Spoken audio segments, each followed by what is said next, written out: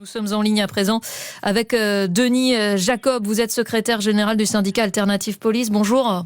Bonjour. Avec, on l'imagine, des collègues mobilisés sur place, quelles sont les informations dont vous disposez à l'heure où l'on se parle ? Alors écoutez, c'est encore un peu parcellaire. Tout ce que l'on sait, c'est que nos collègues ont pu intervenir rapidement. Malheureusement, ils n'ont pas pu empêcher le drame parce qu'ils étaient mis en dispositif sur la manifestation qui doit avoir lieu aujourd'hui sur les salaires et qui devait passer devant cet établissement scolaire. On sait qu'il est sorti de ce lycée Gambetta les mains en l'air en criant Allah Akbar.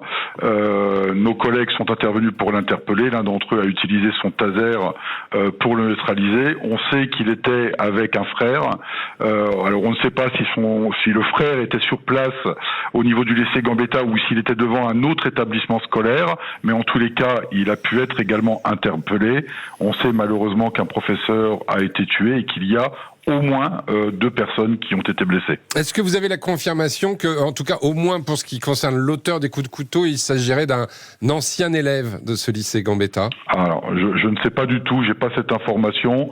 La seule information que j'ai, c'est qu'il serait a priori fiché S, mais l'enquête devra le confirmer. Je pense que le ministre de l'Intérieur et la Justice prendront la parole dans quelques heures, mais je n'ai pas la confirmation que c'était un ancien élève du lycée. Vous dites que d'après les témoignages que vous avez pu recueillir auprès de vos collègues, l'assaillant est sorti les mains en l'air.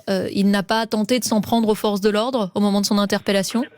Si je peux être un peu brut de décoffrage, il n'a pas eu le temps, il a été neutralisé immédiatement. Donc il n'a pas pu s'en prendre physiquement. En tous les cas, des premières informations que j'ai eues en retour, a priori, il ne s'en est pas pris physiquement en fonctionnaire de police. Est-ce que vous avez été appelé en renfort devant tous les autres établissements de la ville ? Est-ce qu'un dispositif particulier est mis en place à la suite de cette agression ? Alors au moment où je vous parle, j'ai pas l'information, mais il est évident au regard du risque attentat et en plus de ce qui se passe actuellement au Moyen-Orient, qu'il va y avoir dans les heures et les jours à venir un dispositif de sécurité renforcé devant les établissements scolaires.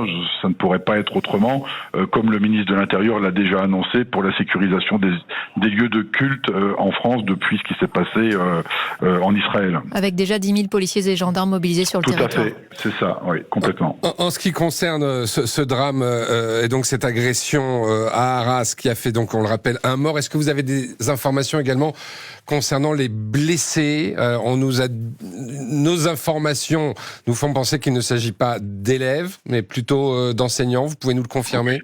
Alors, confirmer, non. A priori, oui, ce sont des adultes. A priori, ça pourrait être des enseignants. L'un d'entre eux serait, et je mets tout ça bien évidemment au conditionnel, serait potentiellement peut-être blessé au visage, et c'est tout ce que j'ai comme élément pour le moment. Et en ce qui concerne l'enseignant qui a été tué, vous pouvez nous confirmer qu'il a été égorgé ? Non, j'ai pas cette confirmation, mais je crois que ça a été peut-être confirmé par ailleurs. En tous les cas, moi, on m'a pas donné la nature de comment il est décédé, par quel acte il a été touché. Je n'ai pas cette confirmation au moment où je vous parle. Merci beaucoup, Denis Jacob. Je rappelle que vous êtes Merci secrétaire général du syndicat Alternative Police.